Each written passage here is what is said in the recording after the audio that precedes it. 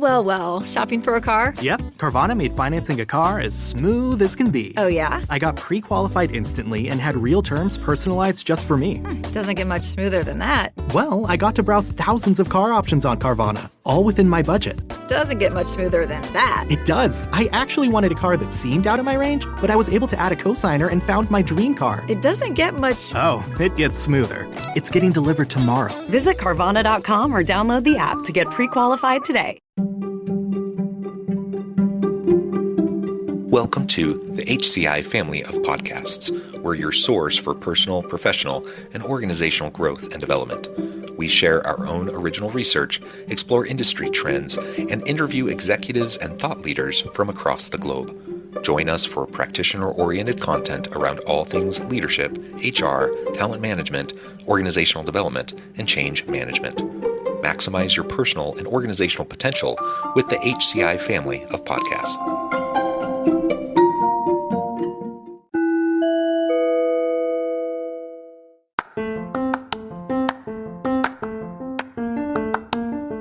Welcome to the podcast. In this podcast episode, I talk with Joann Wortham about how to mobilize the creativity and productivity that diverse teams can offer.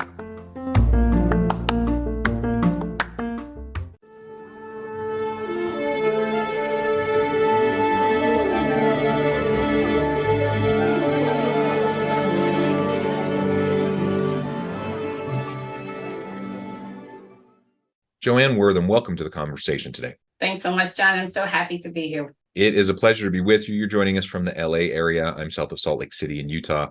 And today we're going to be talking about how to mobilize the creativity and productivity that diverse teams can offer.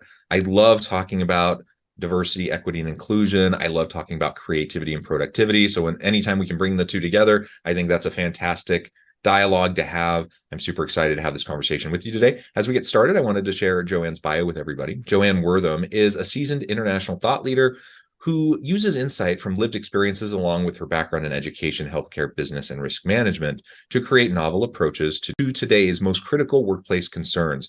With over 20 years of experience, as well as a Master of Science in Nursing Education and a Juris Doctorate, she has presented and consulted for such prestigious groups as the Institute of Healthcare Improvement and Yale Health. She was also a consultant and contributor for the American Society of Healthcare Risk Management Human Capital Playbook. And there's many more accolades and things I could share about you, but I'm going to pause there. Anything else you would like to highlight by way of your background, personal context, before we dive on into the conversation? Yeah, thanks so much, John. I actually wrote a book, EDI is the New Black, Lead the Market with Diverse Teams.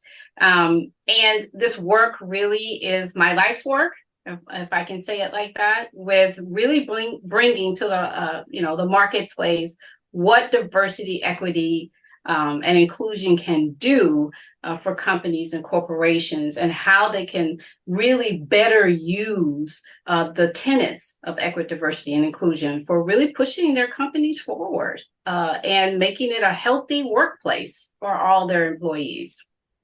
Yeah, and really at the root of all of this, anytime we're talking about these sorts of topics, I think it is important for everyone listening to recognize and see themselves in the conversation, that diversity, equity, inclusion, and belonging is for everybody. When we create a more healthy workplace, that improves the lives and the working conditions of everybody. So sometimes, you'll have some individuals who might say, why are we focusing so much on this? There may be a white guy who says, well, what about me? Where am I in this conversation? And one, we need allies, so that's important. But two, it literally is for you because it's for everybody. When we treat people well, when we treat people with dignity and respect, when we create healthy workplaces with psychological safety where everyone can bring their whole authentic self to the workplace, that makes for just a better environment for everyone to thrive. And that's really what we're going for. We're just looking to treat everyone with dignity and respect. So on the outset, I just wanted to make that kind of a statement. Now, as we move in to talk about diverse teams, we're going to get into the creativity and productivity piece here. And hopefully it's really obvious and maybe it's a bit repetitive, but maybe you could outline for us some of those distinct benefits and values that come from diverse teams in comparison to more homogeneous types of teams.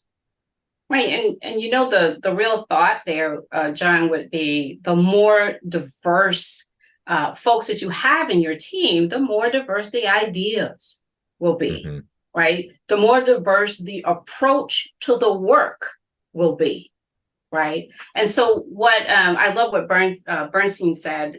He's an author and analyst, and he was talking about how when you have a homogeneous team, then you have homogeneous ideas. Yeah. And oftentimes with the startups that you're seeing now, I guess mostly I'll call them young people because I feel like I'm a little bit old right now, but younger people, you'll see that they're looking for diversity, not just in race, but also in gender, right? Looking for different cultural experiences to bring to their products and to bring to the way that they actually are going out to move in the community to sell their products. They're really looking for these diverse ways of doing things. And they're seeing this, that they make more money when they're more inclusive.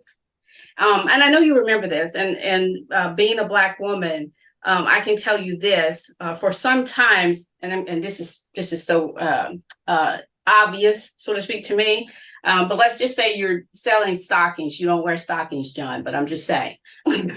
You're selling stockings. For a long time, I couldn't get any that were my color, the color of my skin, right? Yeah. And so it left this gap in the market because you were selling something for the majority and excluding minorities, right? And so in so doing, you were losing money. So, and it presented this gap in the market that other companies came in and filled that gap because there was no diversity. Let's even say for makeup. There was no diversity. So you had these companies coming in and filling those gaps. So today, you're seeing that all of these companies are looking at, wait a minute, right now, and I think this was in Times Magazine, they were talking about how minorities are growing here in the United States and across the world or what have you, and citing that if companies didn't move in that direction to be more inclusive of everyone, that they were going to be the losers. They were not going to be able to lead the market with only serving one part of the population, whatever part that might be. And so the innovation, to answer your question, the innovation, bringing cultural concepts into how you make your product, but then also how you market your product. Companies are seeing that really diversity pays. Yeah, well, and I'm glad you brought up those specific examples. Now, it's not something I even think about. Yeah, I don't wear stockings. I don't wear makeup. Right. But I've heard this from my wife. And I'm married to a Caucasian woman. And so, she hasn't had that particular issue, but she's pretty mindful about this kind of stuff. And she's been very careful about cruelty-free makeup and those sorts of things. And so over time, she shared some of this with me. And frankly, I was shocked. I'm like, on the one hand, I was shocked. On the other hand, it wasn't surprising at all, but unfortunately, I was shocked. I'm like, how in the world do we not have a much wider range of like makeup palette colors, right? For people of all different backgrounds and races. Why wouldn't we have that? That just seemed crazy to me. And yet it's only been my understanding is it's only been quite recently that has improved quite a bit. Is that right? Very, very recent. You even see in terms of, John, you see how the shapes of women, the shapes of men that we use in commercials. Have you noticed that has changed? Like not just doing skinny, so to speak, pristine, and this kind of, they're just showing a whole barrage of different people. You know why? Those are consumers. Those are consumers. And everybody doesn't look like a model. And everybody doesn't. And so you have to show, how is your product used for these other folks? You see them looking at gender diversity. You see this in our commercials right now. So some companies are waking up. And I always say this, you don't want to make a product for a Black person, but the issue is money is green. People at large size, small size, or what have you, everybody doesn't look alike, thank goodness. Wouldn't that be a dull world? That would be a dull world. That would be so dull. People don't look, you look at the Latinx community, they were having the same problem. They were having the Yeah. same problem, that different products weren't made for them. And so I think some companies, not all, but some companies are waking up and seeing that we have this whole world, right? And here's the thing, we're not just talking about the United States of America. I mean, we're talking about this whole world that you could be selling to, this whole community, world community, right? And so for your companies and corporations that are looking at this as a worldwide community, you're going to find out they're doing better. Yeah, yeah.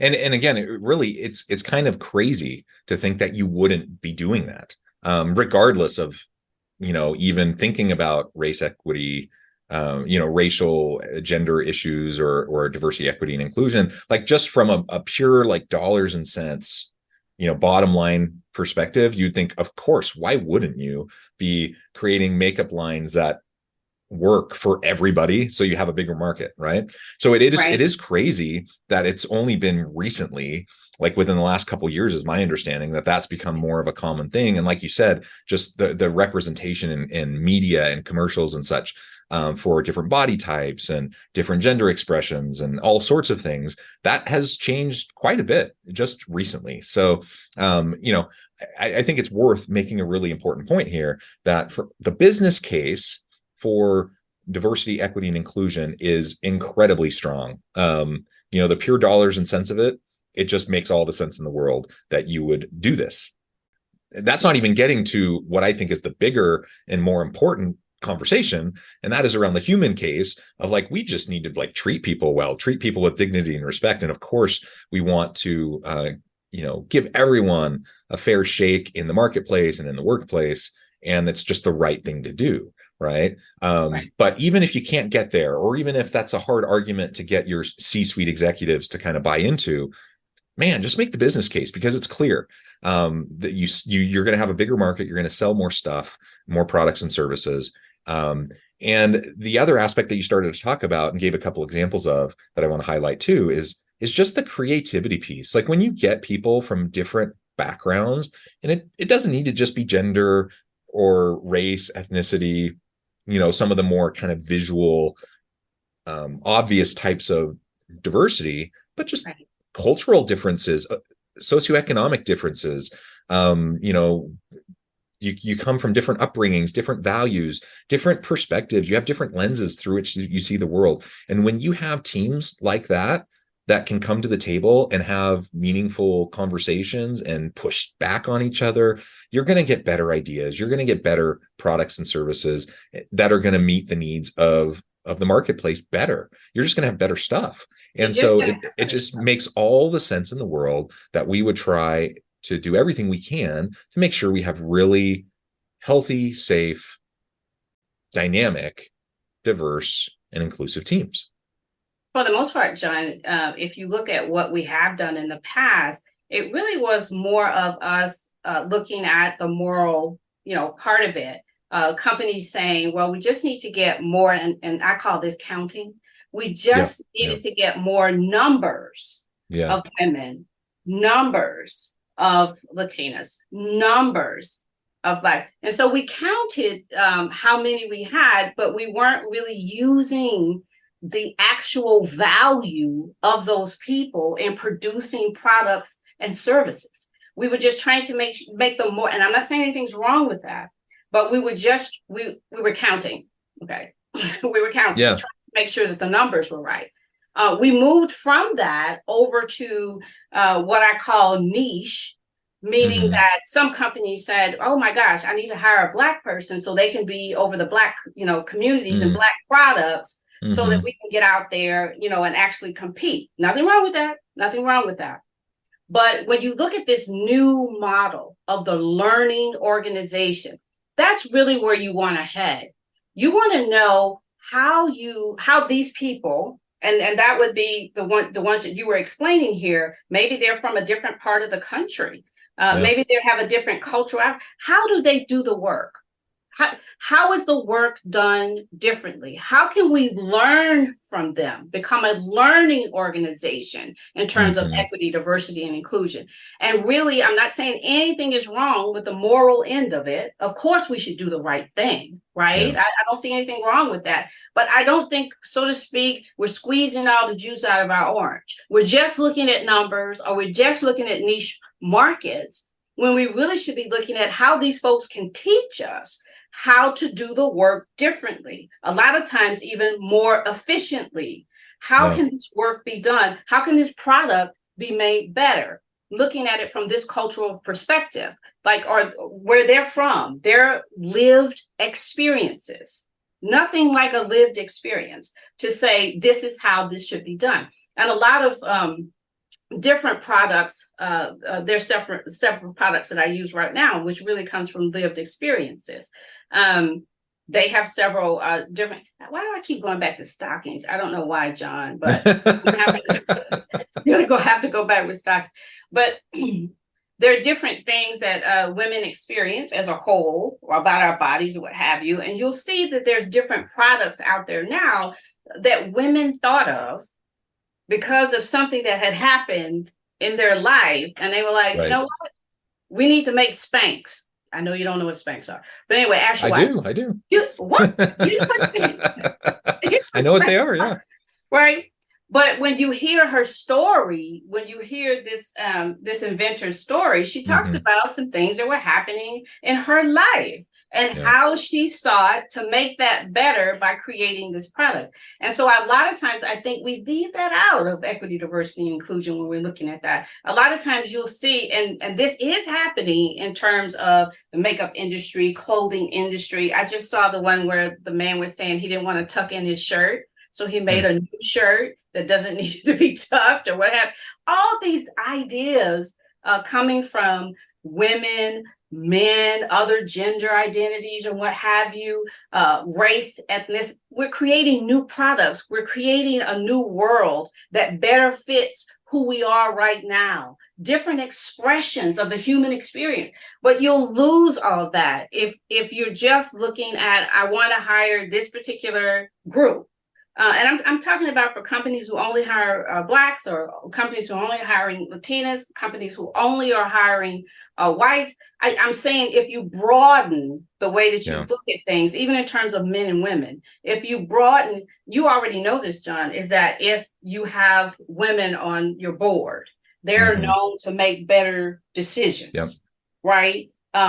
So I'm saying that if we look at it from the perspective of making the environment better for the people who are working there, we spend 1/3 of our lives at work. At least, so, right? At least. I think I spend more, but but I'm saying if we're really looking at these metrics, if we're really looking at where we're headed, we'll know that equity, diversity, and inclusion is not something, because right now I'm telling you, and I know you know this, John, our country here in the United States, very divided, very divided. And a lot of people believe that we talk too much about equity, diversity, and inclusion. When I go out to speak, the first thing that I talk to them about is we're not talking about it in terms of trying to change what you think about any particular thing. What we're talking about is what's going on within this company, what's going on with the work. And I'm here to talk to you about how you can make it better. Now, what you do at your home, that's up to you. But when we're talking about what is going on in the work environment, I want to talk to you about how you can make it better in terms of making it better for people, in terms of a healthy environment to work in, but then also making it better in terms of how you can progress with your company, how you can move forward, how you can make more money, that type of thing. They're shocked by that because I think when I show up, they think I'm going to browbeat them about how they should think about race and culture. But that's not what I do as a consultant. I'm coming in to talk to you about how to make your work environment better and your business better. Now, in terms of, biases and what have you, I really talk about how that's affecting the work and how that is affecting you, right? While you're at work, right? And how you can get the best out of your employees by assisting with not having, microaggressions and different types of biases, doing what you can to decrease bias, because we all have bias, doing what you can to decrease that. I'm talking about how to affect the work environment and how to affect the work. Yeah. Well, you're right. We're an incredibly divided country, politically, socially, economically, and very polarized.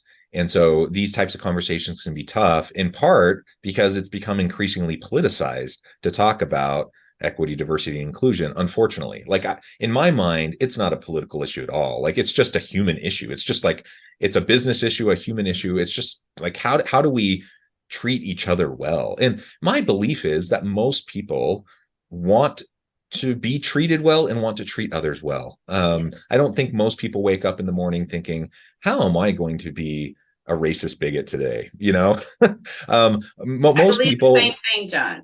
Most people want to do right by others. And we all have our conditioning. We all have our own upbringings and background. We all have our lenses through which we see the world. We don't need to complicate an already complicated set of conversations by making this political in a really polarized, divided environment. So I think that is a really important thing. So people don't feel defensive immediately, when you're trying to have just open conversations about something that is about how we treat each other well, and how we leverage the unique talents and insights of different people, because everyone wants to be effective at work. Everyone wants to have a good company, and everyone wants to do good stuff and cool things and provide good things to the community. And so this is one of those ways that we can really do that. I want to take the rest of our time to really dive into this idea of mobilizing people through diverse teams, mobilizing that creativity and productivity. What do you see as some of the best strategies, approaches, tactics to unlock that mobilization piece? Because it has been my experience that many people are just really nervous about even entering the space to have these types of conversations, let alone start to make changes to policies, practices, procedures that might systematically change things and, in my mind, improve things for the better for them and for the teams. How do you start that process to mobilize the creativity and productivity of diverse teams? Well, it's all about community. And so one thing that I teach, and one thing that I believe very much in, is that if people believe that they belong to a community, they will protect each other. And one of the things that I work with is, who do we have in our community? What type? And this has been my experience on teams that I work on. We have various differences and what have you in our teams, but I notice, and even more so now, that if we think that a team member has been treated poorly or badly or what have you, because they are a part of the community, you'll see those community folks sticking up for them. So when you don't have a sense of belonging and you don't have a sense of community, then you'll see kind of everybody going to their corner. So mostly I'm promoting becoming a part of a community and making that community responsible for itself. It starts at the bottom and then goes all the way up to the top. And so how can we do this? So one thing, and I'm always talking about this, is the issue about authenticity. Yep. Letting people be who they are at work. How can we support that? Some of the things that we have done in the past, let's talk about our Asian colleagues. You'll see, and I always wondered about this, John. I was wondering how one of my Asian colleagues was called Sally, because I knew that that wasn't an Asian name. She talked to me about angelicizing and how that they would get somebody to kind of redo their name so that they could be accepted. I didn't even know that that came from like colonial times. When they wanted to work in the Englishman's house, they had to change their name to a more English name. We see that now, John, in terms of code switching with African Americans. There's a what we call professionalism, which is really based on a white ideal, right? Yep. And then you whiten your name. So if my name is Tamika and it's Tamika Nicole, I don't put Tamika on it. I just put Nicole and put my last name and whiten my name so that I can get that interview or I can get in there. And then I have people calling me Nicole. So what psychologists say about that, though, is you're actually taking away from the authenticity of that person.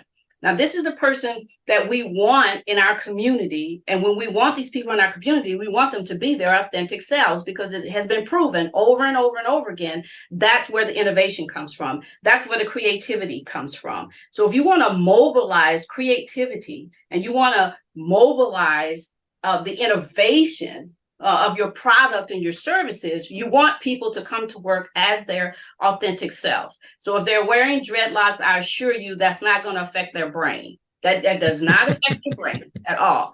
And professionalism, we're going to have to really look at that another way. Is it, and you can look through the years, John, professionalism has changed. Used to be, men at work and women were at home. Used to be you had to wear a suit. Now they're saying you can come in, basically casual. I mean, this has changed over the years. This is not a set of rules. And I think that when we don't allow people to be their authentic selves at work, we run into this obstacle of really mobilizing the creativity and innovation that they can bring to the table because they're too busy pretending to be someone else. So it takes a lot of mental bandwidth to do that. Oh my right? gosh. Just the code switching. And I'll tell you this, John, and I'm fine with it. And people laugh. And I think that's one of the reasons why I, get my, kind of get invited back, is because I just tell them what happened to me. I had my white girl voice. And if I'm on the phone, I would do my white girl voice. But when I'm talking to people off the phone, or I'm talking to some of my colleagues or some of my Black friends, then I could be myself and I talked a whole different way. And I would code switch back and forth, and forth. It's exhausting. It's absolutely exhausting. And because I was trying to be someone else, and I talk about that in my book, I found out that I was really just trying to be someone else and trying to fit into this mold where I actually didn't fit. And I was exhausted. Yeah. So just so exhausted about it. Left quite a few jobs and positions because of sheer exhaustion. And I really wanted to just be myself and be accepted as myself. So if you want to really mobilize innovation and creativity, try to rethink what you are thinking about what professionalism is. Is that the way people dress? Is that the way that their hair is braided or not braided? I mean, now if you have a reason for doing it, Jonathan, like if you're in you're in service and you're serving food or what have you, and you have to wear your hair back. I'm a nurse. And if I'm on the floor, I would wear my hair back because that's an infection control thing. I'm not talking about that. But I'm talking about me and you talking, and then you thinking that I'm not professional because my hair is naturally curly, right? So, and do you think that's ridiculous, John? Because that doesn't have anything to do with your brain. No, absolutely. Yeah, absolutely. And I witness it. Again, I'm a straight cisgender white dude. So I don't live this myself, but I witness it and I see how others experience it. And to hear you, express these things, it sounds exhausting. It sounds like it would just take half of your mental and physical energy to just do that. And then you don't, like, what do you have left? What do you have left, John? What do you have left? For all the innovative stuff that you want to do. Right. Well, and so you'll see those companies that's why Google, everybody's like, Google's just, because they let those guys, they're skateboarding, they're coming in. They tell them to come to work when they feel as though they would be most productive. I'm just like, what is that? But I'm saying really following your employees and letting them know that they can be their authentic selves, that really will mobilize creativity and innovation. If you just give it a try. Give it a try. I love it, Joann. This has just been a great conversation. I note the time I need to let you go, but before we wrap things up, I just wanted to give you a chance to share with the audience how they can connect with you, find out more about your work, where they can find your book, and then give us a final word on the topic for today. Sure. So I am on LinkedIn, and it's just J Wortham at LinkedIn. My book has been #1 within the genre on Amazon, and it is EDI is the New Black, Lead the Market with Diverse Teams. And I would hope that folks who would read it, I will assure you that this is not a book that's going to browbeat you about race. It really is talking about how we can be better, more respectful toward each other, and how we can move together, move forward together in what we do in the workplace in terms of our services and our products. So I'm hoping that everybody will just give it a try, give it a read. And then I think my final note is, gosh, I've really enjoyed this conversation with you. I hope I get to talk to you again. And just to let everybody know out there that, yeah, we are very polarized right now. And there's a lot of things that are going on that are being politicized that really don't have to be politicized at all. We're human beings, and we are evolving within this human experience. And we really do want to become the best people or humans, void of all this other stuff that's going on right now that we possibly can be. And I'm telling you, if you learn how to treat your fellow neighbor, whether in work or at home or wherever it is, when you give them the respect that they need, and they give you that respect right back, we'll find that we're living in a whole nother world that really is better for all of us. Well said, Joann. Wonderful. Thank you so much. It's been a pleasure. I encourage the audience to reach out, get connected, find out more about what Joann can do for you. Check out the book. And as always, I hope everyone can stay healthy and safe, that you can find meaning and purpose at work each and every day. And I hope you all have a great week.